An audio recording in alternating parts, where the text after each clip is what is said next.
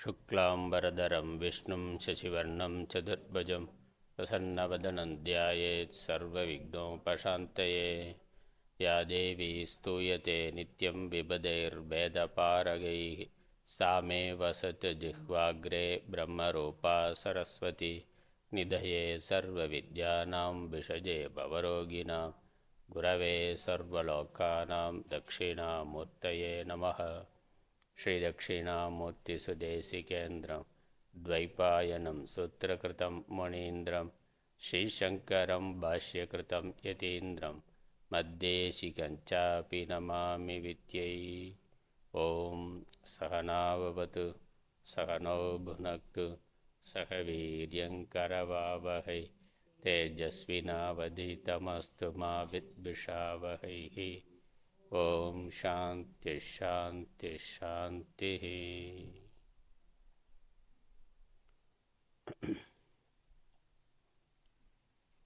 தந்தைதாயாவானும் சார்கதீங்காவானும் அந்தமிலா இன்பம் தமக்காவானும் எந்த நுயிர் தானாகுவானும் சரணாகுவானும் அருட்கோணாகுவானும் குரு. பாடல் 41, பக்கம் 45. அக்ஷரம். நாசமுரல் க்ஷரம் அற்றது அக்ஷரம் நூறாண்டு. பிரளயம் ஞானம் அவையின் நாசம். நணுகின்ற மூவுடற்கு அதீத சித்தான நாம். நந்தலிலதால் அக்ஷரம் காசின் மறு யுக்தி க்ஷரம் எனல் வேதம் அதனினால். கழறு பொருள் அக்ஷரந்தான் கருது மீமாங்கிசன் சங்கை முன்னுள்ள பொருள். காணலாம் பொறியின் அதனால் ஆசின் மறை விதி நிடேதத்தையும் கிரியையுற்று.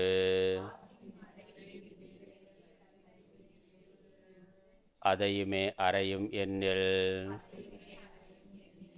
ஆரணம் பொறியினால் பிரம்மம் அறியப்படாதது. விதி நிடேதம் என்ன பேசும் அவையால் உறாது இமிசையை செய்யவனாது என்றுதான் பேசல் போல. பிரம்மமே நாம் என்ன அரியனக் கூறலால் பிரிவில் நாம் அக்ஷரந்தான்.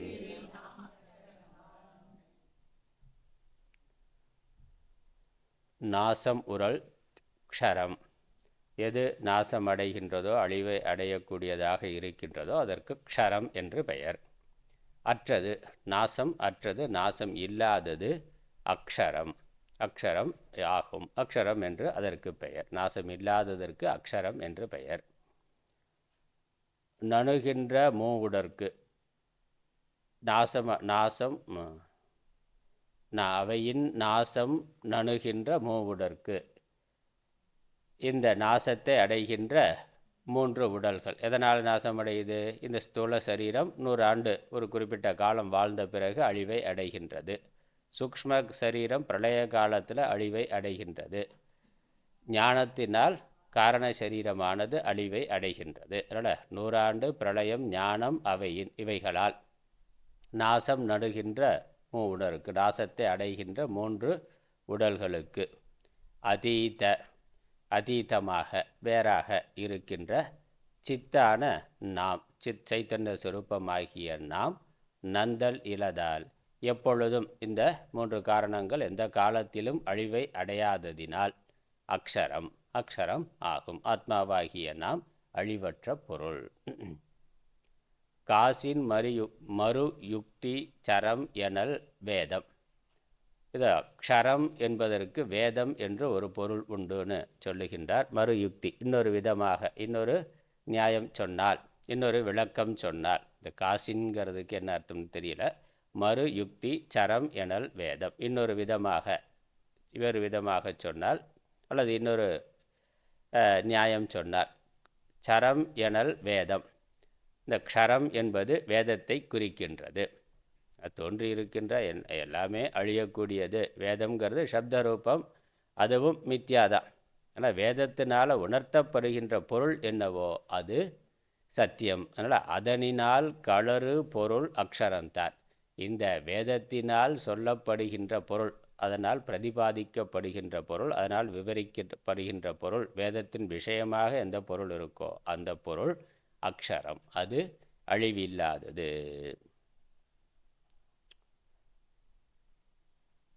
வேதத்தினால் சொல்லப்படுகின்ற பொருள் ஆத்மா பிரம்மம் தான். ஆகவே ஆத்மாவாகிய நான் அக்ஷரம், அழிவில்லாதவன். ஆனால் இந்த 3 சரீரங்களும் அழியக்கூடியதுங்கிறது தெரிகின்றது. அதற்கு அதீதமாக, அதற்கு வேறாக இருக்கிறதுனால சைத்தன்யம் அழிவில்லாதது.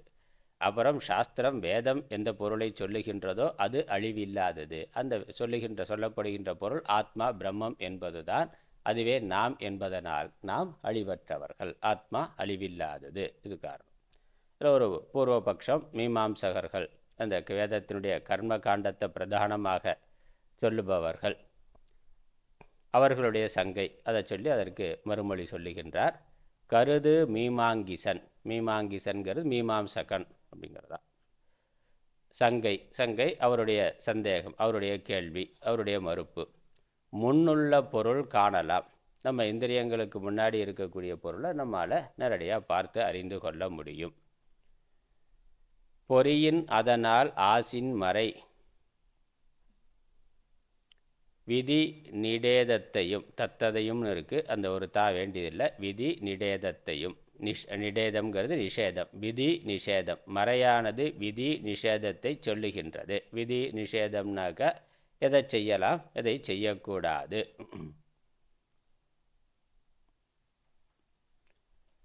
அது என்பதையும் கிரியையுற்று அதையுமே அறையும். இந்த செயல்களை, பலவிதமான கர்மாக்களையும் சொல்லுகின்றது. இதை சொல்லுகின்றது.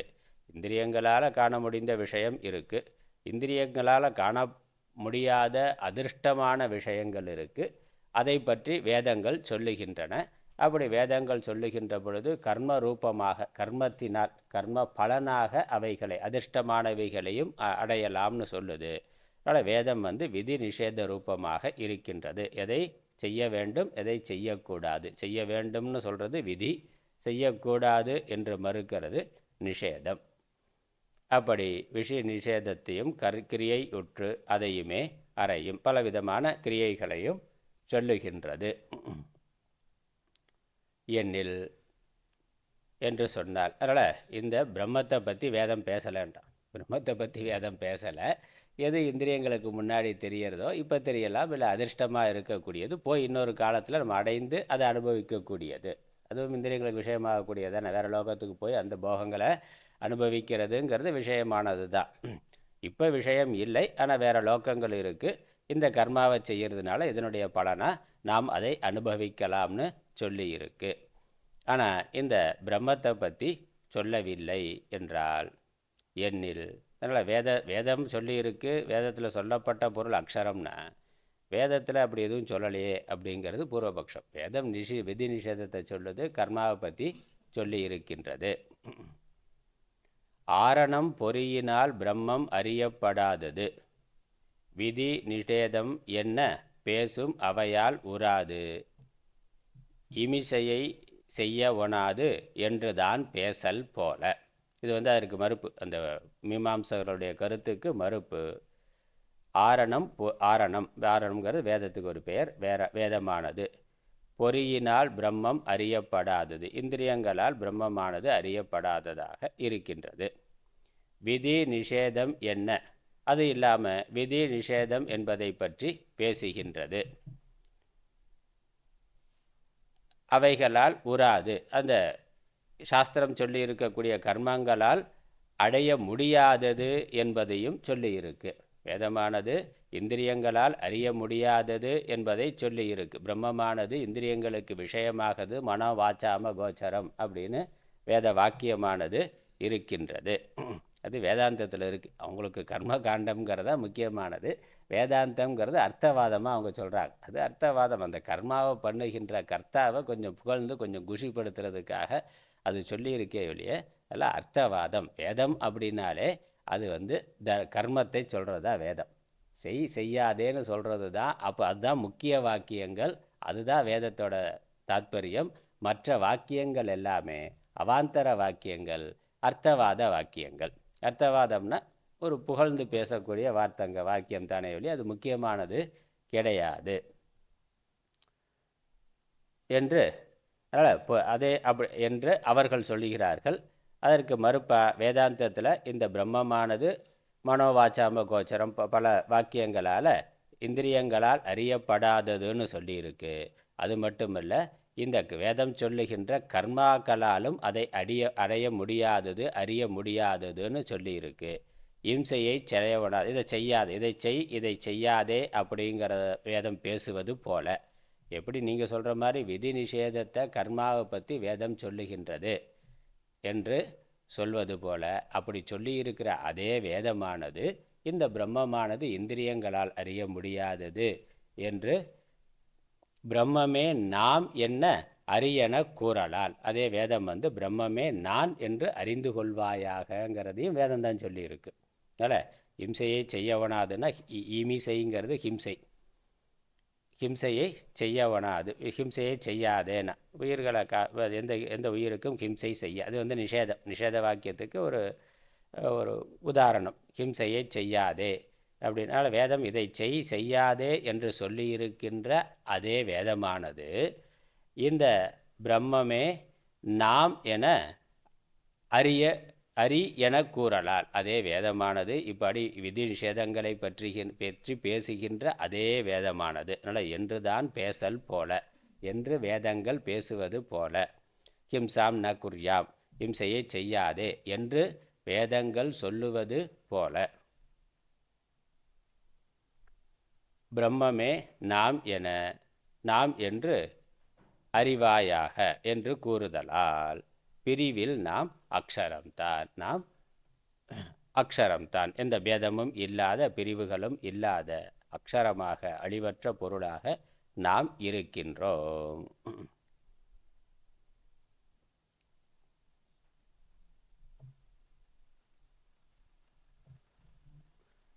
அடுத்தது, அதனால் நான் அக்ஷரம், நான் அழிவற்ற பொருள். இந்த உடல் முதலானவை அழிய காலத்தினால் அழியக்கூடியவை. ஆத்மா எப்பொழுதும் அழிவில்லாதது. அடுத்த லட்சணம் திருக்குனாக்க பார்ப்பவன். அனைத்தையும் பார்ப்பவன், காண்பவன் எவனோ அவனுக்கு திருக்குன்னு பேர். காணப்படுபவை, அறியப்படுபவைகளுக்கு திருஷ்யம்னு பேர். பார்க்கப்படுபவைகளுக்கு திருஷ்யம்னு பேர். பார்ப்பவனுக்கு திருக்குன்னு பேர். பார்ப்பவன், பார்க்கப்படும் பொருள். எப்பொழுதும் பார்ப்பவனாக இருப்பது ஆத்மா. அறிவது திருக்காம் அதான்மா அலாதுதான், அமர் திருஷ்யங்கள் ஆன்மா. அன்று உலோகாயதன் சங்கை அனம் வனிதை முதல்,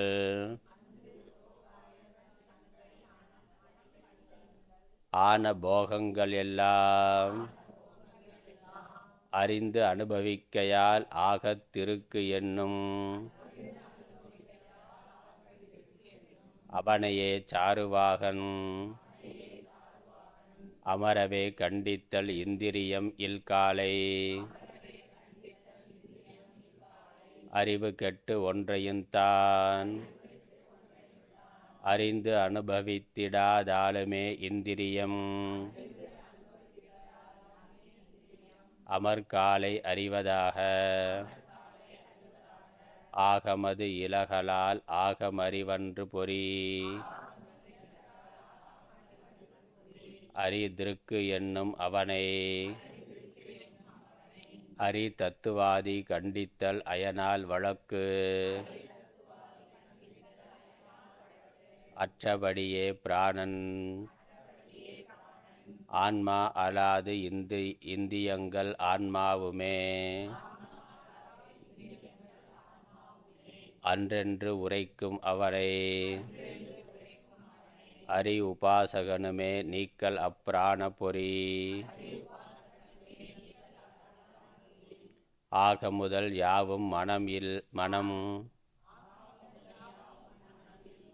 இல்லை விட்டுறணும். ஆக முதல் யாவும் மனம் இல்லாவிடில் தோற்றாமையான் மனம் திருக்குமற்று. அது திருஷ்யங்கள் என்னும் அவனையும் தார்க்கிகன் கண்டித்தல் புத்தியில். எங்கேயும் புத்தி தான். அவனையும் தார்க்கிகன் கண்டித்தல் புத்தி. இல்லாது விடின் மனது சலனம். அதனால் திருக்கன்று புத்தியே அறிவென்னும் அவனையும் புத்தன் நீக்கல். அறிதல் ஒரு யாவும் சுளுத்தியில் இலை சூன்யம். ஆன்மாவென் அவனை நவில். பட்டாச்சாரி அதுவும் ஆன்மாவன்று உறுஞ்சுகம். அடைந்தனன் சுளுத்தியில் என. அரை ஜீவன் அறிவு என்பன் யாவரையும் நீக்கல். வேதாந்தி அறிவில் ஜீவனே. ஆதியாய் விடையவரை இலகலால் அறிவல்ல. அவை அறியும் நாம் திருக்கே. பெரிய பாட்டு. அறிவது திருக்காம் அதான்மா அலாதுதான். அமர் திருஷ்யங்கள் ஆன்மா. அன்று லோகாயதன் சங்கை அனம் வனிதை முதல். ஆன போகங்கள் எல்லாம் அறிந்து அனுபவிக்கையால் ஆகந்திருக்கென்னும் அவனையே சாருவாகன். அறியவே கண்டித்தல் இந்திரியம் இல்காலை. அறிவு கெட்டு ஒன்றையும் தான் அறிந்து அனுபவித்திடாதாலுமே இந்திரியம். அமர்காலை அறிவதாக ஆகமது இலகலால் ஆகமறிவன்று பொறி. அரிதிருக்கு என்னும் அவனை அரி தத்துவாதி கண்டித்தல் அயனால் வழக்கு. அற்றபடியே பிராணன் ஆனதலாது இந்திரியங்கள் ஆன்மாவுமே. அன்றென்று உரைக்கும் அவனை அரி உபாசகனுமே நீக்கல் அப்பிராண பொறி. ஆக முதல் யாவும் மனம் இல்லாவிடில் தோற்றாமையான் மனம் திருக்குமற்று. அது திருஷ்யங்கள் என்னும் அவனையும் தார்க்கிகன் கண்டித்தல் புத்தி. இல்லாது விடின் மனது சலனம். அதனால் திருக்கன்று புத்தியே அறிவென்னும் அவனையும் புத்தன் நீக்கல். அறிதல் ஒரு யாவும் சுளுத்தியில் இலை சூன்யம்.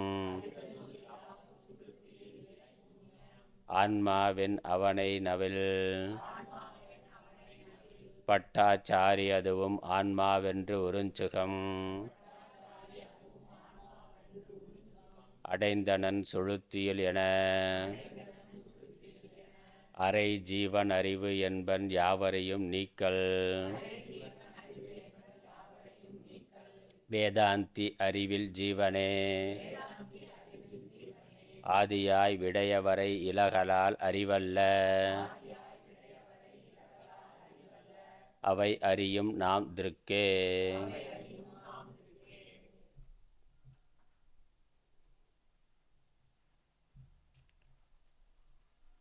அறிவது திருக்காம். திருக்குனா என்ன? அறிவது. அறிவது, அறிகின்றது எதுவோ அதுக்கு திருக் என்று பெயர். காண்பது, காண்பவன் அப்படிங்கிறதா.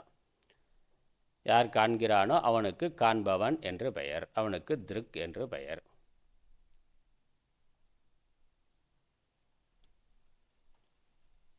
அது ஆன்மா அலாது தான் அமர் திருஷ்யங்கள். ஆன்மா அன்று லோகாயதன் சங்கை.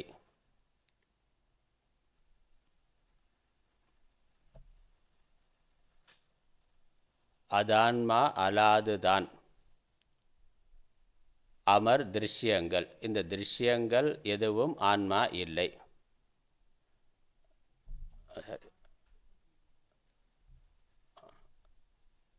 ஆன்மா அன்று லோகாயதன் சங்கை. அனம் வனிதை முதல் ஆன போகங்கள் எல்லாம் அறிந்து அனுபவிக்கையால் ஆகந்திருக்கு என்னும் அவனையே. இதில் பல மதங்களை சொல்லுகின்றார். ஒவ்வொரு மதத்தினரும் ஒவ்வொரு கருத்து. யார் எதை பார்க்கிறானோ பார்ப்பவன் ஆத்மானா, அப்படி ஏதாவது அனுபவிப்பவன் ஆத்மா அப்படிங்கிற கருத்தை வைத்து கொண்டு மற்ற மதங்கள் எல்லாம் சொல்லுகின்றது. அதனால் லோகாயதம் அப்படிங்கிறது முதல் மதம். லோகாயதம் மதத்தை எடுத்துக்கொள்கிறார். அனம் வனிதை முதல் ஆன போகங்கள் எல்லாம் அறிந்து அனுபவிக்கையால் ஆகம் திருக்கு. இந்த அனம்ங்கிறது அன்னம், உணவு மற்ற பெண் முதலான போகங்களை யார் அனுபவிக்கையால், இந்த உடம்பு தான் எல்லாவற்றையும் அனுபவித்து கொண்டிருக்கின்றது. அதனால் ஆகம் திருக்கு. ஆகம்ங்கிறது உடலுக்கு பேர். ஆகம்னா தேகம்னு அர்த்தம். அறிந்து அனுபவிக்கையால், இந்த உடம்பு தான் எல்லாத்தையும் பார்த்து அனுபவிக்கின்றது. அதனால் உடம்பே ஆத்மா என்பது யார்? லோகாயதனுடைய கருத்து.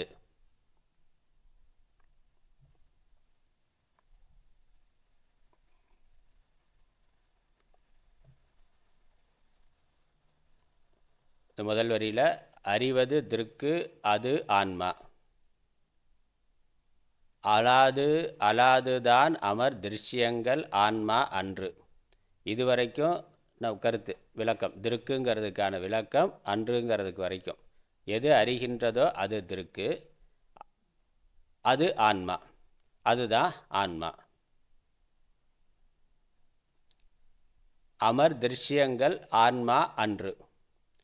திருஷ்யங்களாக இருப்பது ஆத்மா இல்லை.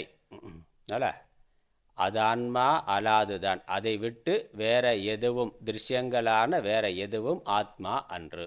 இது சித்தாந்தம். எது அறிகின்றதோ அது ஆத்மா, அது அல்லாமல் அறியப்படுபவையாக இருக்கின்ற எவையும் ஆத்மா அல்ல.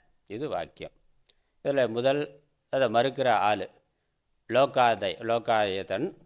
இந்த உலகம்தான் எல்லாம் என்று, இந்த திருஷ்யமாக துஸ்தூலமாக இருக்கக்கூடிய உலகங்கள் அதுவே சத்தியம் என்று கருதுகின்றவன். அது மட்டும்தான் இருக்குது, இதற்கு மேலே ஆத்மானு ஒன்று இல்லை, உடம்புக்கு வேறாக ஆத்மா என்று ஒன்று இல்லை அப்படின்னு கருத்து வச்சிருக்கிற ஆள். உடம்பு தான் ஆத்மா, உடம்பே தேகாத்மவாதி. தேகமே ஆத்மா, போகமே முக்தினா. இந்த தேகந்தான் ஆத்மா. தேகத்தை வச்சு என்ன போகத்தை அனுபவிக்க முடியுமோ அந்த போகத்தை அனுபவிக்கிறதா சுகம். அதனால் அதான் முக்தின்றான். அதனால் லோகாயதன் சங்கை. அதில் லோகாயதன் என்ன சங்கை வரான் இந்த கருத்துக்கு? அன்னம் முதலானவைகளை அனுபவிக்கிறது இந்த சரீரங்கள் தானே. எல்லா போகங்களையும் அனுபவிக்கிறது சரீரம்தான் என்பதனால் சரீரம்தான் ஆத்மா. அதனால் சரீரம்தான் திருக்கு, சரீரம்தான் ஆத்மா, அதற்கு வேற இல்லை என்னும் அவனையே சாருவாக்கன் அமரவே கண்டித்தல். இப்படி ஒரு ஆள் சொல்லிட்டான். லோகாயுதன் உடம்பு தான் ஆத்மா என்று சொன்ன உடனே இன்னொரு மதவாதி வர்றான். அவனுக்கு பேர் சாருவாக்கன்னு பேர். அவன் என்ன சொல்கிறான்? இல்லை, நீ சொல்கிறது தப்பு, உடம்பு ஆத்மா இல்லை என்று அவன் மறுக்கிறான். ஏன் மறுக்கிறான்? காரணம் என்ன? இந்திரியம் இல்காலை அறிவு கெட்டு ஒன்றையும் தான் அறிந்து அனுபவித்திடாதாலுமே இந்திரியம் அமர்காலை அறிவதாக ஆகமது இலகலால் ஆகம் அறிவன்று பொறி அறி திருக்கு என்னும். இது வரைக்கும் சாருவாகனுடைய கருத்து. இந்த உடம்பு தான் ஆன்மான்னா உடம்புல இருக்கக்கூடிய இந்திரியங்கள் இருக்கிற பொழுது தான் விஷயம் அனுபவிக்கப்படுது. இந்திரியம் இல்லைன்னா விஷய அனுபவம் இல்லை. தூக்கத்தில் என்னென்ன உடம்பு இருக்குல்ல, உடம்பு அப்படியே தான் இருக்குது, ஆனால் கண்ணுக்காது அவைகள் இல்லை. அப்போ விஷயம் அனுபவிக்கப்படலை, எதுவும் பார்க்கப்படலை. இப்போ இந்திரியங்களில் விஷயம் இருக்கிற வரைக்கும் தான் அனுபவம் இருக்குது, விஷயம் இல்லை. இந்த உடம்புல இந்திரியங்கள் இருக்கிற வரைக்கும் தான் விஷய போகம்ங்கிறது இருக்குது. இந்திரியம் இல்லைன்னா விஷய போகம்ங்கிறது இல்லை. அதனால் உடம்பு ஆத்மா இல்லை, இந்திரியங்கள் தான் ஆத்மா தான். அதான் இங்கே. அதனால் இந்திரியம் காலை, இந்திரியம் இல்லாத பொழுது, காலைனா பொழுது, இந்திரியங்கள் இல்லாத பொழுதுனா இந்திரியங்கள் செயல்படாத பொழுது, அறிவு கெட்டு ஒன்றையும் தான் அறிந்து அனுபவித்திடாதாலுமே, அறிவு என்பது எதுவும் தோன்றுவது இல்லை. இந்த இந்திரியங்கள் செயல்படவில்லை என்றால், கண்ணு பார்க்கல, காது கேட்கல, மூக்கு நுகரலைனாக்கா எங்கே அனுபவிக்க முடியும்? இப்போ உடம்புன்னு இருந்தாலும் உடம்புல இருக்கக்கூடிய இந்திரியங்கள் தான் அனுபவிக்கின்றது. இந்திரியங்கள் செயல்படவில்லை என்றால் அனுபவமானது இல்லை. தூக்கத்தில் இல்லாமல் போகுது, அல்லது அந்த இந்திரியம் வேலை செய்யாமல் போயிட்டாக்கா விஷய அனுபவம் இல்லை. கண் இல்லைனாக்கா எந்த காட்சியும் இல்லை, காட்சி அனுபவம் இல்லை. காது கேட்காமல் போயிட்டா எந்த சப்த அனுபவமும் இல்லை. அதனால் இந்திரியங்கள் இருக்கிற பொழுது தான் விஷய அனுபவங்கிறது இருக்கின்றது. இந்திரியங்கள் தான் விஷயங்களை அறிந்து அனுபவிக்கின்றது. அந்த அறிவு கெடுகின்ற பொழுது அனுபவம் இல்லை. இந்திரியம் அமர்காலை அறிவதாக ஆகமது இலகலால், இந்திரியங்கள் இருக்கின்ற பொழுது இந்த உடலானது அறிந்து அனுபவிப்பதாக இருப்பதால், இந்திரியம் இல்லைன்னா அனுபவம் இல்லை, இந்திரியங்கள் இருக்கிற பொழுது அனுபவம் இருக்கிறது. ஆகவே இந்திரியங்கள் தான் அனுபவிக்கின்றது, உடம்பு அனுபவிக்கலை. அவன் சொல்கிறது உடம்பு அனுபவிக்கிறதுனால உடம்பு தான் ஆத்மா. இங்கே என்னென்னா இந்திரியங்கள் இருந்தால் தான் உடம்பு அனுபவிக்குது, இந்திரியம் இல்லைன்னா உடம்பு அனுபவிக்கிறது இல்லை. அதனால் அனுபவிக்கிறது உடம்பு இல்லை, இந்திரியம் தான். ஆகவே இந்திரியம் ஆத்மா. சாருவாகர்களுடைய கருத்து. இந்திரியம் அமர்காலை அறிவதாக ஆகமது இலகலால். ஆகம்ங்கிறது சரீரம். இந்த சரீரமானது இந்திரியங்கள் அமர்ந்திருக்கின்ற பொழுது, இந்திரியங்கள் இருக்கின்ற பொழுது அறிவதாக இருப்பதால். ஆகம் அறிவன்று பொறி அறி திருக்கு. இந்த சரீரமானது அறிவு அல்ல, அது திருக்கல்ல. அறிவன்றுனா அது திருக்கல்ல, பொறி அதுதான் திருக்குனா. அறி திருக்கு, பொறிதான், பொறிகள் தான் அறிகின்ற திருக்கு. பொறி அறி திருக்குனா பொறிகள் தான் அறிகின்ற திருக்கு. இந்திரிய பொறிகள், இந்திரியங்களை தமிழில் சொன்னால் பொறிகள். பொறிகள் கருவிகள், சாதனம் அப்படிங்கிற அர்த்தம். பொறிகள் தான் அறிகின்ற திருக்கு அப்படின்னு ரெண்டாவது மதம். அதனால் சாருவாக்கம் அவன் ஒரு தனியாக ஒரு மதமாக ஒரு பிரிவாக அவ்வாறு இருக்கிறார்கள். அவனை அறி தத்துவவாதி கண்டித்தல். அடுத்த ஆள் வர்றான், தத்துவவாதி ஒருத்தன் வர்றான், அவன் கண்டிக்கின்றான். அயனால் வழக்கு அற்றபடியே பிராணன் ஆன்மா அலாது இந்திரியங்கள் ஆன்மாவுமே அன்று என்று உரைக்கும். அவன் என்ன சொல்கிறான்? இந்த வேதத்தில் அப்படி ஒரு உபநிஷத்தில் அப்படி வருது. இந்த இந்திரியங்கள் பிராணன், இதுக்குள்ளே ஒரு சண்டை, இந்திரியங்களுக்குள்ளே சண்டை. யார் பெரிய ஆளுனா, யார் பெரிய ஆள் அப்படிங்கிறதுல சண்டை நடக்கிற பொழுது பிரம்மா அதற்கு ஒரு தீர்ப்பு சொல்கிறார். எது இருந்தால் உடம்பு இருக்கோ, எது இல்லைன்னா உடம்பு இல்லையோ அது ஆத்மா அப்படின்னு சொல்லிட்டேன். அப்போ இந்த கண் இல்லைன்னா உடம்பு இருக்குமா? இருக்காதானா? இருக்கும். அதனால் கண் ஆத்மா இல்லை, இப்படி ஒன்றுலாம் ஆத்மா இல்லைன்னா கடைசியாக பிராணன் இருந்தால் உடம்பு இருக்குது, பிராணன் இல்லைன்னா உடம்பு இல்லை. ஆகவே பிராணன் தான் ஆத்மா அப்படின்னு முடிவு பண்ணிட்டான். அதனால் பிராணாத்மவாதிகள். அதனால் முதல்ல தேகாத்மவாதி, அப்புறம் இந்திரியாத்மவாதி, அதற்கு மேலே பிராணன் இல்லைன்னா இந்திரியங்களே வேலை செய்யாதே. இந்திரியங்கள் பார்க்குதுனாலும் பிராணன் இருக்கிறதுனால தான் இந்திரியங்கள் பார்க்குது. பிராணன் இல்லை என்றால் இந்திரியங்கள் பார்ப்பது இல்லை. தூக்கத்தில் இந்திரியம் வேலை செய்யலை, சரீரமும் வேலை செய்யலை, ஆனால் பிராணன் இருந்து கொண்டு இருக்கு. அதனால் பிராணன் தான் ஆத்மா என்று பிராணாத்மவாதிகள் சொல்லுகிறார்கள். அவனை அறி உபாசகனுமே. அடுத்த ஆள் வர்றான், உபாசகன். அவன் என்ன சொல்கிறான்? நீக்கல் அப்பிராண பொறி ஆகம் முதல் யாவும் மனம் இல்லாவிடில் தோற்றாமையான் மனம் திருக்கு மற்ற அது திருஷ்யங்கள் என்னும். இந்த மனசு இல்லைன்னா பிராணன் இருக்கலாம், பிராணன் ஜடம். மனசு இல்லைன்னா இந்த இந்திரிய விஷயங்கள், இந்திரியங்களை அனுபவிக்கிறதுங்கிறது இல்லை. இப்போ கண்ணு திறந்துதான் இருக்குது, பார்த்துக்கிட்டு இருக்கு. பிராணனும் அது பாட்டுக்கு போயிட்டு வந்துக்கிட்டு இருக்கு. மனசு வேறு ஏதோ சிந்தனையில் வேறு எங்கேயோ போயிட்டாக்கா அனுபவம் இல்லை. விஷயங்கள் இருக்குது, இந்திரியங்களும் வேலை செய்யுது, பிராணனும் வேலை செய்து கொண்டு இருக்குது. ஆனால் மனசு இந்திரியங்களோட சம்பந்தப்படலைன்னா விஷய அனுபவங்கிறது இல்லை. ஆகவே மனசு தான் ஆத்மா. மனசு தான் அனுபவிக்கிறது, மனசு தான் பார்ப்பவன், மனசு தான் மற்றதெல்லாம் பார்க்கப்படுவது. ஆகவே மனசு தான் ஆத்மான்ட்டான். அதனால் உபாசகர்கள் மனசு தான் ஆத்மான்னு உபாசனை செய்யக்கூடிய, மனசே நான் என்று நினைத்து உபாசனை செய்யக்கூடியவர்கள். பிராண பொறி ஆக முதல் யாவும் மனம் இல்லாவிடில் தோற்றாம். மனசு இல்லைன்னா இவைகள் எதுவும் தோன்றுவது இல்லை என்பதனால் தூக்கத்தில் என்ன ஆகுதுன்னா இந்திரியங்களில் பிராணன் இருக்குது, ஆனால் மனசு இல்லாமல் இருக்குது. பிராணன் இருந்து கொண்டு இருந்தாலும் அங்கே விஷய அனுபவம் இல்லை. ஆனால் பிராணன் இருக்குது, மனசு இல்லாமல் போனதுனால தான் விஷய அனுபவம் இல்லாமல் போகுது. ஆகவே மனசு தான் ஆத்மான. தோற்றாமையால் மனம் திருக்கு, மனசு தான் திருக்கு, மற்ற அது திருஷ்யங்கள், மற்ற அனைத்தும் அப்போ இந்திரியங்கள், உடம்பு, பிராணன் இதெல்லாமே திருஷ்யங்கள் என்னும் அவனையும். அவனுக்கு மேலே தார்க்கிகன் வரார், தர்க்கர்கள், நியாயவாதிகள். அவர் கண்டிக்கிறார். அவர் என்ன சொல்கிறாரு? புத்தி இல்லாது விடில் மனது சலனம், அதனால் திருக்கு அன்று. மனதோட தன்மை என்னது? சலனமாக இருக்கிறதா. இப்படி அப்படின்னு அலைஞ்சு கொண்டே இருக்கிறதா மனசு. இல்லை, அலைகிற மனசால் ஒரு விஷயத்தை முழுசாக அனுபவிக்க முடியாது. அது அறகுறையாக இருக்குது. டிவி பார்க்குற மாதிரி தான். டிவி சேனலை மாற்றிக்கிட்டே இருக்கணும். எதையாவது முழுசாக பார்க்குறானா, எதையும் பார்க்கறது இல்லை. அது மனசு எப்படி அலையுதோ அதே மாதிரி அடுத்த சேனல்னு போயிட்டுருக்கான்.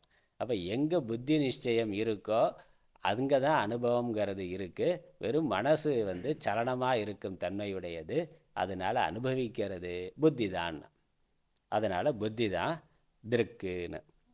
தார்க்கிகன் கண்டித்தல். புத்தி இல்லாது விடின் மனது சலனம். புத்தி இல்லைனா, புத்தியோட கட்டுப்பாடு இல்லையினால் மனது சலனமாக இருக்கின்றது, சஞ்சலமாக இருக்கிறது. அதனால் திருக்கு அன்று. இந்த மனதானது திருக்கு அன்று.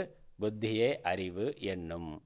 புத்தி தான் அறிவு என்று சொல்லுகின்ற, புத்தி தான் திருக்கு என்று சொல்லுகின்ற அவனையும் புத்தன் நீக்கல். அடுத்து புத்தர்கள், புத்த மதத்தைச் சேர்ந்தவர்கள், அவர்கள் வருகிறார்கள். சூன்ய விஞ்ஞான புத்தி சூன்யவாதிகள், க்ஷணிக விஞ்ஞானவாதிகள், அப்புறம் சூன்யவாதிகள். பௌத்த மதத்திலேயே பல பிரிவுகள் இருக்குது. அதனால் பௌத்தர்கள் என்ன சொல்கிறான்? அறிதல் உரு யாவும் சுளுத்தியில் இலை, சூன்யம் ஆன்மா என் அவனை. தூக்கத்துக்கு போயிட்டாக்க புத்தியும் இல்லைன்னா, புத்தியும் இல்லை, ஆழ்ந்த தூக்கத்தில் எதுவும் இல்லை, ஒரு சூன்யம்தான் இருக்குது. ஆகவே இங்கே எதுவுமே உண்மை இல்லை, சூன்யம்தான் உண்மைனா. சூன்யம்தான் இருக்குது, எதுவுமே சத்தியம் இல்லை. அறியப்படும் பொருள், அறிவு, மனசு, இந்திரியங்கள், இது எதுவுமே உண்மை இல்லை. ஆழ்ந்த தூக்கத்தில் சூன்யம்தான் இருக்கிறது. அதனால் சூன்யம்தான் உண்மை பொருள்னு. சூன்யம்தான் உண்மை பொருள். இதெல்லாம் வெறும் கற்பனைகள், தோற்றங்கள் என்று அவர்கள் சொல்லுகிறார்கள். அதனால் சுளுத்தியில் இதெல்லாம் எதுவும் இல்லைங்கிறதுனால சூன்யம் ஆன்மா என்று, சூன்யம்தான் இருக்கின்றது, இதெல்லாம் வெறும் தோற்ற மாத்திரம், உண்மையில் இல்லை. அப்போ உண்மை என்னன்னா, உண்மையில் எதுவுமே இல்லைங்கிறதா. அதனால் சூன்யவாதம்னா என்னது? இதெல்லாம் எதுவுமே உண்மை இல்லைங்கிறதா. இது எதுவுமே உண்மை இல்லை, அதனால் எல்லாத்தையும் விட்டுட்டு கண்ணை மூடி சூன்யத்துக்கு போயிடும்னா. கண்ணை மூடி தூக்கத்தில் இருக்கிற மாதிரி, தியானத்தில் இருக்கிற மாதிரி உலகம் சத்தியம் அல்ல அப்படின்னு சொல்லி எல்லாவற்றையும் விட்டு விலகி, அதனால் அவர்கள் சந்நியாசத்தை அவ்வளோ தீவிரமாக வலியுறுத்தினார்கள். நம்ம சந்நியாசம் வாழ்க்கையினோட ஒரு கடைசி நிலையாக ஞானம், ஞான நிஷ்டைக்காக சொல்லியிருக்கு. அவனுக்கு உலகம் எல்லாமே பொய் அப்படின்னு எல்லாத்தையும் விட்டுட்டு சந்நியாசம் போயிரு அப்படிங்கிறத வலியுறுத்துகிறார்கள். மனதை சூன்யமாக நிறுத்துறது, சூன்யம்தான் கடைசியில் மிச்சம், அதுதான் ஆத்மா என்று அவனை அவ்வாறு சொல்லுகின்ற அவனை பட்டாச்சாரிய, பாட்ட மதம்னு, பட்டர் அப்படின்னு அவருடைய பாட்ட மதம். அவர்கள் என்னென்னா, பாட்ட மதம் இந்த கர்மகாண்டிகள் தான். அதுவும் ஆன்மா அன்று உறும் சுகம் அடைந்தனன் சுளுத்தியில் என அரை ஜீவன் அறிவு என்பன். அந்த இடத்துல அந்த சூன்யம்ங்கிறது இல்லை, அங்கே சுகம்ங்கிறது இருக்கின்றதுன்னா. சூன்யம் இல்லை, அங்கே சூன்யம் இருக்குது, ஒன்றும் இல்லைங்கிறது இருக்குது. ஆனால் அங்கே ஒரு சுகமானது இருக்கின்றது.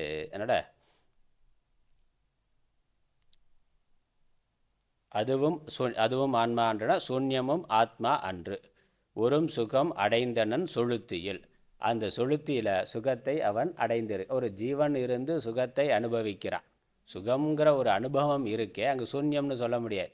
சூன்யம்னா வேற விஷய சூன்யமாக இருக்கலாமே ஒழிய, அங்கே ஒரு சுகம்ங்கிறது இருக்குது, சுக அனுபவம் இருக்குது. அந்த சுகத்தை அனுபவிக்கிறவன்கிறவன் ஒருத்தன் இருக்கிறான். அவன் தான் விழித்து நான் சுகமாக இருந்தேன்னா. தூக்கத்தில் ஒன்றுமே இல்லைங்கிறதுனால இங்கே எதுவுமே உண்மை இல்லைன்னு சொல்ல முடியாது. தூக்கத்தில் ஒன்றுமே இல்லைன்னு இல்லை, ஒருத்தன் இருந்தான். அவன் எப்படி இருந்தான்? அவன் சுகமாக இருந்தான். அப்போ சுக அனுபவம் இருந்தது. அந்த சுகத்தை அனுபவிப்பவன் என்று ஒருவன் இருந்தான். அதனால் சுளுத்தியில் உறுஞ்சுகம் அடைந்தனன் சுளுத்தியில் என அரை ஜீவன் அறிவு என்பன். அதனால் இந்த கர்ம காண்டிகள் என்ன சொல்கிறாங்க? இந்த சுகத்தை எவன் அறிந்து அனுபவிக்கின்றானோ அவன் ஆத்மா. இங்கே ஜீவன் அப்படிங்கிறதா அந்த ஆத்மா. அங்கே சுளுத்தியில் இருக்கிறது ஆத்மா அப்படிங்கிறதுக்கு வரலை, அது ஜீவன் என்று எடுத்துக்கொள்கிறார்கள். ஒரு ஜீவன் தூக்கத்தில் இருந்தால் அந்த ஜீவன் அவன் அனுபவிக்கின்றான் அந்த அறிவு. அதனால் ஜீவன் தான் அறிவு என்பர். இப்போ உடம்புக்கு வேறாக ஒரு ஜீவன் இருக்கிறான். அந்த ஜீவன் உடல் வழியாக இன்பத் துன்பங்களை அனுபவிக்கின்றான். அதுக்கப்புறம் கர்மாவை பண்ணி அவர்கள் கர்ம காண்டத்துக்கு போயிடுறாங்க. வேதத்தில் சொன்ன கர்மாவை பண்ணி அந்த ஜீவன் சரீரத்தை விட்டுட்டு வேற லோகங்களுக்கு போய் இன்னும் வெவ்வேறு சுகங்களை அடைய முடியும், அனுபவிக்க முடியும்.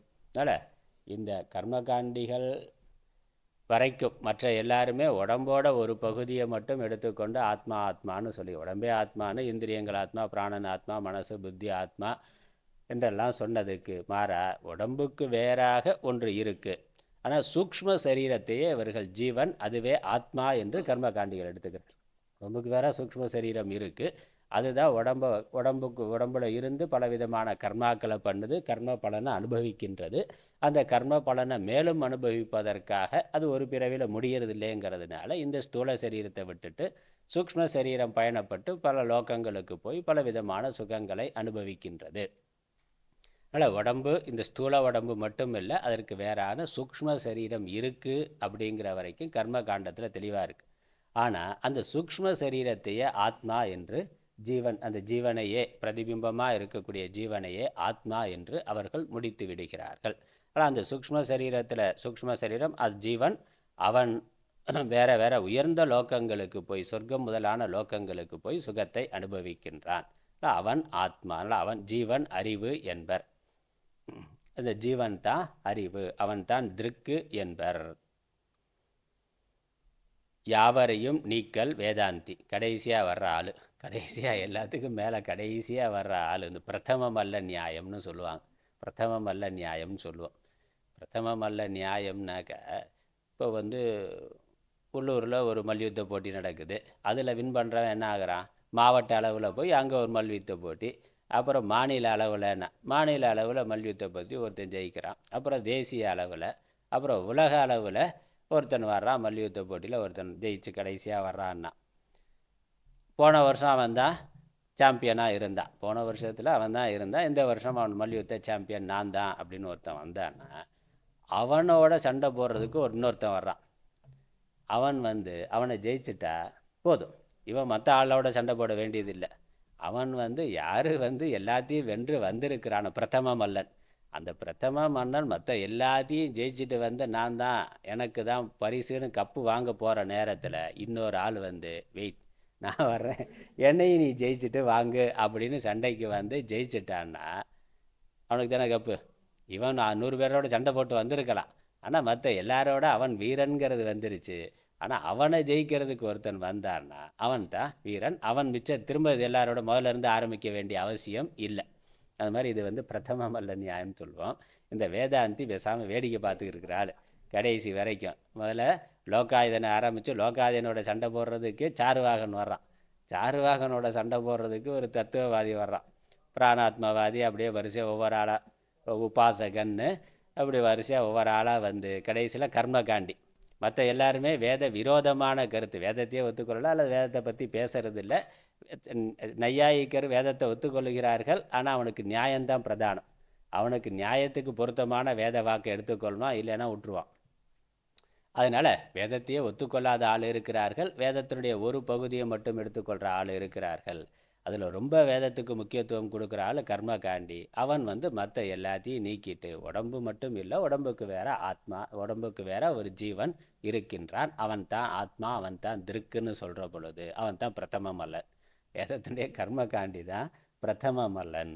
அதுக்கப்புறம் வேதாந்தி கடைசியாக அவர் எந்திரிச்சு வர்றாரு.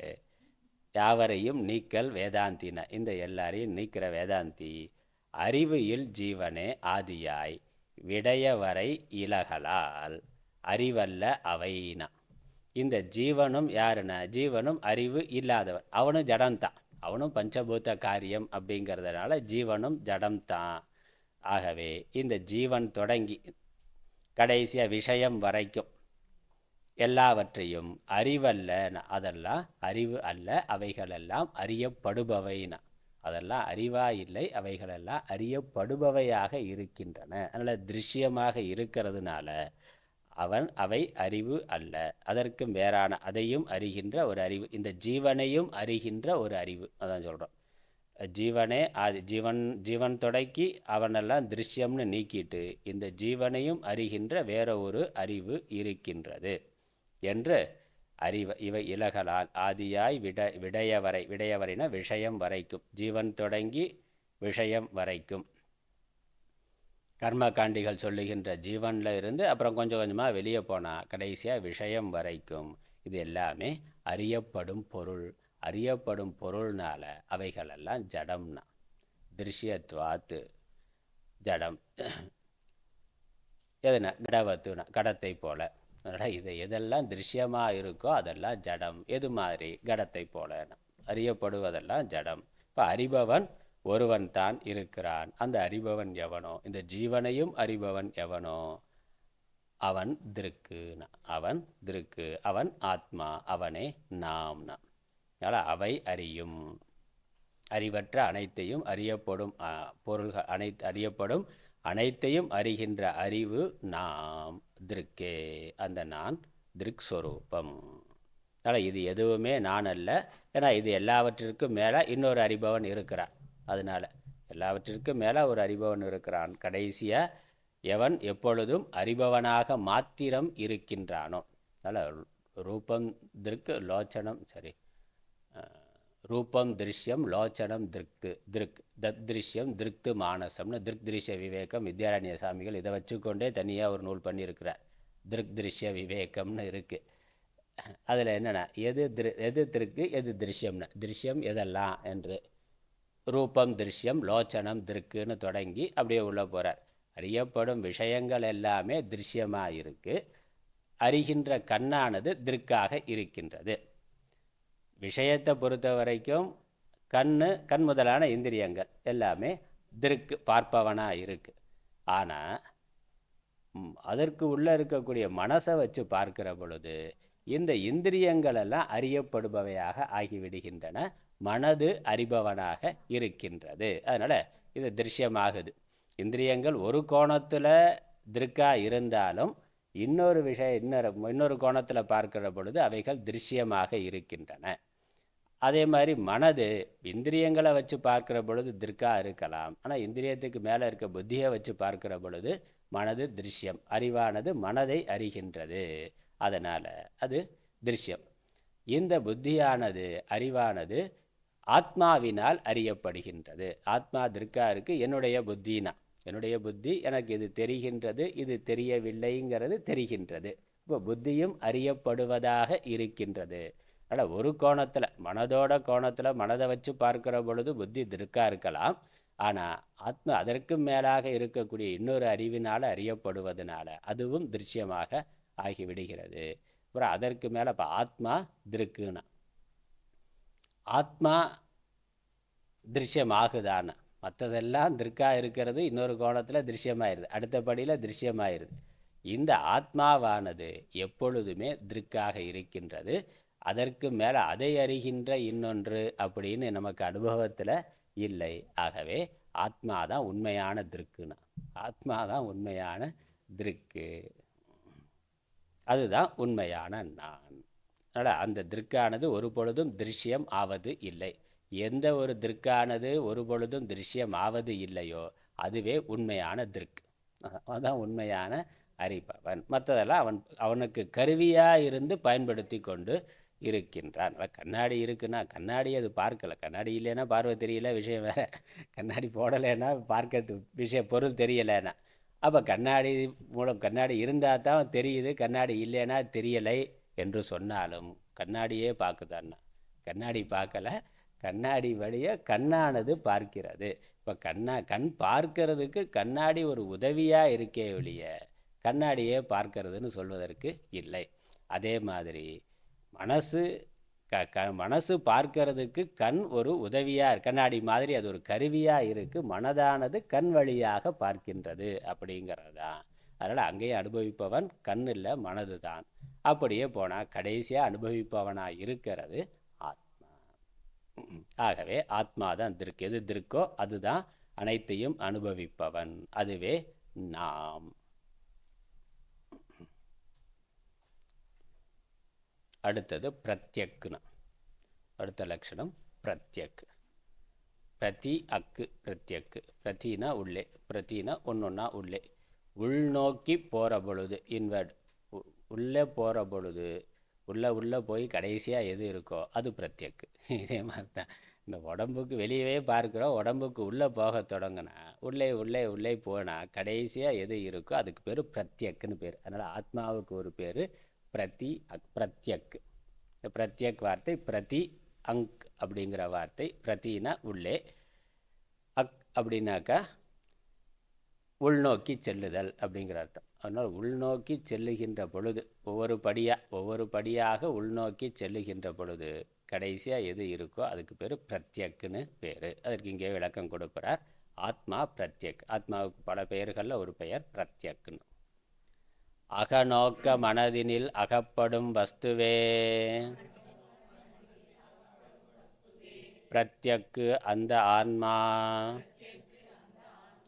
அவித்யாதிகளினால் ஜீவாதியாய் பராகு. ஆம் விருத்தி வெளிநோக்கமாய். சுகம் ஈசர் தேவர் சாஸ்திரம் என்னும் விடயங்கள். தமிழ் அலைந்து தோய்ந்து பருவம்.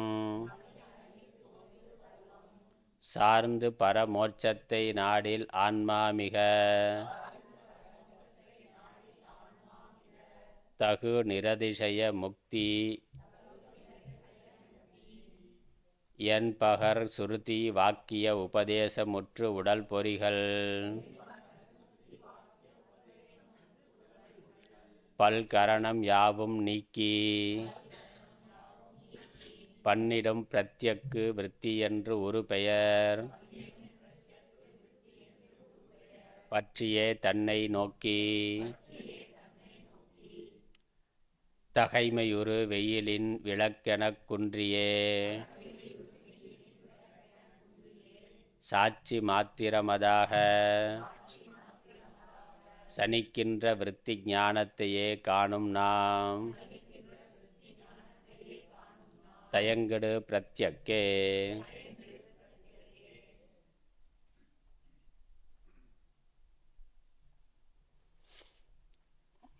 ஒரு முறை படிப்போம். அகநோக்க மனதினில் அகப்படும் வஸ்துவே பிரத்யக்கு அந்த ஆன்மா. அவித்யாதிகளினால் ஜீவாதியாய் பராகு. ஆம் விருத்தி வெளிநோக்கமாய். சுகம் ஈசர் தேவர் சாஸ்திரம் என்னும் விடயங்கள். தமிழ் அலைந்து தோய்ந்து பருவம். சார்ந்து பரமோட்சத்தை நாடில் ஆன்மாமிக. தகு நிரதிசய முக்தியன். பகர்ஸ்ருதி வாக்கிய உபதேசமுற்று உடல் பொறிகள். பல்கரணம் யாவும் நீக்கி. பண்ணிடும் பிரத்யக்கு விருத்தி என்று ஒரு பெயர். பற்றியே தன்னை நோக்கி. தகைமையுறு வெயிலின் விளக்கெனக் குன்றியே. சாட்சி மாத்திரமதாக சனிக்கின்ற விருத்தி ஞானத்தையே காணும் நாம் தயங்கடு பிரத்யக்கே அகநோக்க மனதினில் அகப்படும் வஸ்துவே பிரத்யக்கு. உள்நோக்கம், அகநோக்கம்னா உட்புறமாக திரும்பிய மனதில் உள்ளே நான் யார் என்று தேடத் தொடங்கி அப்படி தேடுகின்ற பொழுது கடைசியாக அகப்படுகின்ற வஸ்து எதுவோ அது பிரத்யக்கு. அந்த வஸ்துவுக்கு பிரத்யக்குன்னு பேரு. அந்த ஆன்மா அவித்யாதிகளினால் ஜீவாதியாய் அந்த ஆன்மா அப்படி உள்ளே பிரத்யக்காக உண்மையான நானாக இருக்கின்ற அந்த ஆத்மாவானது அவித்யாதிகளினால், அவித்யா முதலானவைகளினால், அஞ்ஞானத்தினால் ஜீவாதியாய் ஜீவன் முதலானவைகளாய் சரீரத்தை எடுத்துக்கொண்டு ஜீவன் என்று ஒரு உடம்புல இருப்பதாக பராகு ஆம் விருத்தி வெளிநோக்கமாய், பராக்குங்கிறதான் பராகுன்னு இருக்கு, பராக் பார்க்குறங்க பராக்குங்கிறதா பராங் பஷ்யதி நாந்தராத்மன் இருக்கே அந்த வாக்கியத்தை வைத்துக்கொண்டு சொல்கிறார். புறத்தில் பார்ப்பதாய், பராக்குன்னா வெளியேன்னு அர்த்தம், வெளியே பார்ப்பதால் வெளிநோக்க பராக் ஆகும் விருத்தியினா வெளிநோக்கிய விருத்தியினால் வெளிநோக்கமாய் மனசு வெளியே போகுது, அதனால் இந்திரியங்கள் வெளியவே பார்த்து கொண்டிருக்கின்றது. அப்படி இருந்து சுகம் ஈசர் தேவர் சாஸ்திரம் என்னும் விஷயங்கள் தமிழ் அலைந்து தோய்ந்து சுகத்தை வெளிநோக்கமாக போய் உலக சுகங்களை அனுபவிக்கணும், அப்புறம் ஈஸ்வரன் தேவன் சாஸ்திரம் என்று விஷயங்கள் பல்வேறு விஷயங்களை தேடி அலைந்து என்பது. தோய்ந்து பருவம் சார்ந்து அலைந்து அதிலெல்லாம் அனுபவித்து இருந்து அப்புறம் பரமோட்சத்தை நாடில் இதெல்லாம் அனித்தியமானது மித்தையானது என்று அதில் அனுபவப்பட்டு அதிலிருந்து விரும்பி விலகி மேலான மோட்சத்தை நாடத் தொடங்கினாள், தேடத் தொடங்கினாள். அதனால் உலக விஷயங்களையே போய்கொண்டிருக்கக்கூடிய ஜீவன் அதில் பலவிதமான அனுபவங்களை பெற்று அதெல்லாம் உண்மை இல்லை என்று புரிந்து கொண்டு அதிலிருந்து விலகி நான் இதிலிருந்து முற்றிலும் விடுதலை அடைய விரும்புகின்றேன், முமுட்சுவாகிற அதான் பரமோட்சத்தை நாடில் இந்த ஜீவனானது இந்த விஷயங்களிலிருந்து விடுதலையை விரும்பினாள். ஆன்மா மிக தகு நிரதிசய முக்தி என் பகர் ஸ்ருதி வாக்கிய உபதேசம் முற்று. அதற்கப்புறம் இவன் முமுட்சுவாக ஆகி குருவை தேடுகிறான். விஷயத்தை தேடிக்கிட்டு ஆள் விஷயத்தினால் அடி வாங்கி உத வாங்கி மிதி வாங்கி அதனால் துன்பப்பட்டு துக்கப்பட்டு துயரப்பட்டு இதெல்லாம் வேண்டாமையா அதிலிருந்து விடுதலை அடைய வேண்டும். யார்? நானாக விடுதலை அடைய முடியாதுங்கிறது, நானாக வெளியேற முடியாது, ஏன்னா சேருஞ்சகதியுமாக இருக்குது. அப்போ சேருஞ்சகதியில் மாட்டிக்கொண்ட ஒருவன் தானாக கரையேற முடியாது. கரையில் இருக்கிற யாராவது கை தூக்கி விட்டால் தான் நான் மேலேற முடியுங்கிறத புரிந்து கொண்டு அது பாரு உதவுகின்ற குருவை தேடின. அல்ல ஆன்மா மிகத்தகு நிரதிசய முக்தி என்று இந்த ஆத்மா தான், ஆன்மாவை அடைதல் ஆத்மாவை அறிந்து கொள்ளுதல் தான் ஒப்பு உயர்வற்ற முக்தி ஆகும் என்று பகர் ஸ்ருதி வாக்கிய உபதேசம் முற்று சொல்லுகின்ற ஸ்ருதியினுடைய வாக்கியத்தை குரு வாயிலாக உபதேசமாக பெற்று கேட்டு உடல் பொறிகள் பல்கரணம் யாவும் நீக்கி அவ்வாறு கேட்டு அறிந்து கொண்ட பிறகு அதனால் ஸ்ருதி வாக்கியங்களை ஆத்மாதான் மேலான நித்திய முக்த ஸ்வரூபம் என்பதை கேட்டு அறிந்து கொண்ட பிறகு இந்த உடல் முதலானவைகள் நான் அல்ல, அவை உண்மை அல்ல என்று அவைகள் மேலே இருக்கக்கூடிய பற்றை நீக்கி உடல் பொறிகள் பல்கரணம் யாவும் நீக்கி இவைகள் உண்மையானவை அல்ல, இவை நான் அல்ல என்று நீக்கி. அதனால் புத்தியினால் நீக்கி, இங்கே நீக்கிறதுனா அப்படியே உடம்பு விட்டுற முடியாது. புத்தியினால் இவை நான் அல்ல, இவை உண்மை அல்ல என்று அவைகளை நீக்கி பண்ணிடும் பிரத்யக் விருத்தி என்று ஒரு பெயர் பற்றியே தன்னை நோக்கி உள்ளே இருக்கக்கூடிய ஆத்மான இந்த இந்திரியங்களுக்கு மனதுக்கு புத்திக்கு வேறாக இருக்கின்ற ஆத்மா என்று பிரத்யக் விருத்தி உள்ளே இருக்கக்கூடிய நான் என்று நானை தேடுதல், அதான் பிரத்யக் விருத்தி. பராக் விருத்திக்கு ஆப்போசிட்டு பிரத்யக் விருத்தி. பராக் விருத்தினா வெளிநோக்கிய எண்ணம், அது அப்படியே உள்முகமாக திருப்புற பொழுது அதுக்கு பிரத்யக் விருத்தின்னு பேர், உள்முகமான எண்ணம் என்று பெயர்.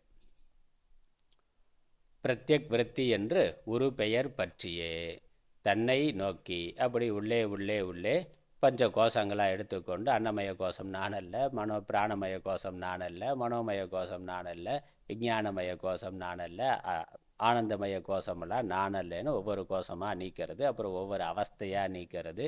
விழிப்பு, கனவு, உறக்கம் இந்த அவஸ்தைக்கெல்லாம் வேறாக துரியமாக இருக்கிறது என்று ஒவ்வொன்றொன்றாக நீக்கி நேத்தின்னு அனாத்ம பதார்த்தங்கள் ஒன்றொன்றாக நீக்குதல். அப்படி நீக்கி போகிறது தான். அப்படி நீக்கி தன்னை நோக்கி தகைமையுறு தன்னை நோக்கி போய் அதை அடைகின்ற பொழுது வெயிலில் விளக்கென குன்றியே. இந்த தேடிக்கொண்டிருந்த ஜீவன், புறத்திலேயே தேடிக்கொண்டிருந்த ஜீவன் ஒரு காலத்தில் அகத்தில் உள்ளே தேடுகின்றான்.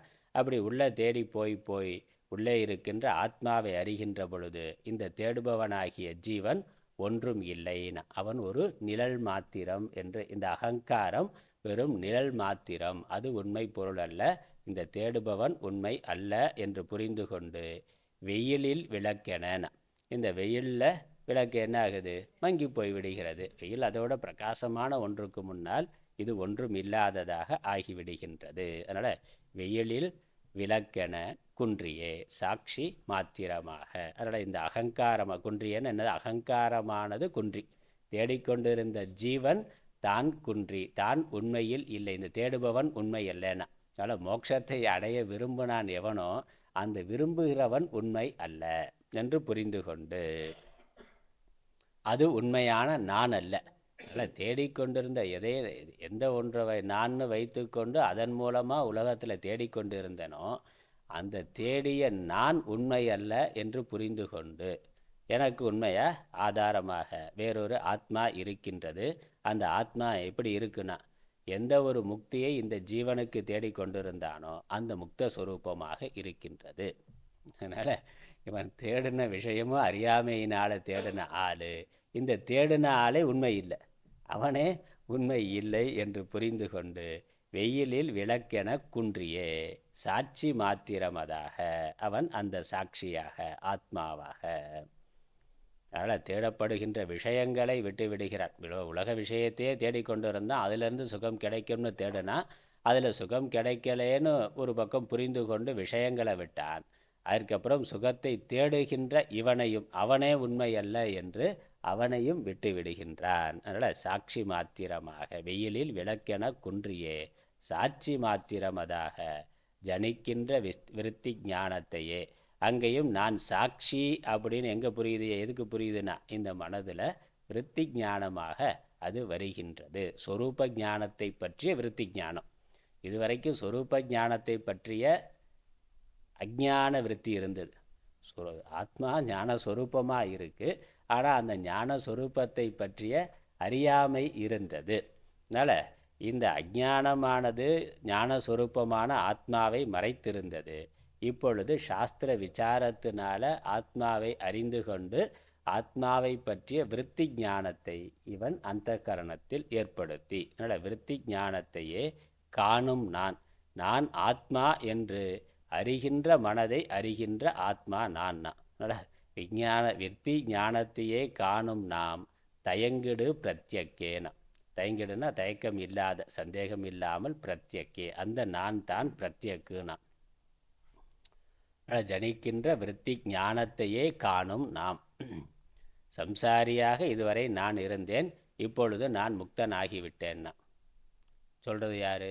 மனசு தான். ஆத்மா வாயை திறந்து சொல்ல, ஆத்மா வாயை திறந்து நான் சம்சாரியாக இருந்தேன், நான் முக்தனாகிவிட்டேன் ஆத்மா சொல்ல போகிறது இல்லை. மனசு சம்சாரியாக இருந்தது, சம்சாரியாக தன்னை நினைத்து கொண்டு இருந்தது. அதனால் அதற்கப்புறம் ஞானத்தை தேடி ஞானத்தை அடைந்த பிறகு சம்சாரியாக இருந்த நான் இப்பொழுது முக்தனாக ஆகிவிட்டேன்னா. நான் சம்சாரியாக இருந்தேன்கிற பொழுதும் ஆத்மா அந்த மனோவிருத்திகளை பிரகாசித்து கொண்டு இருந்தது, அஞ்ஞான விருத்திகளை பிரகாசித்து கொண்டு இருந்தது. அதனால தான் ஆத்மாவுக்கும் அஞ்ஞானத்துக்கும் விரோதம் கிடையாது.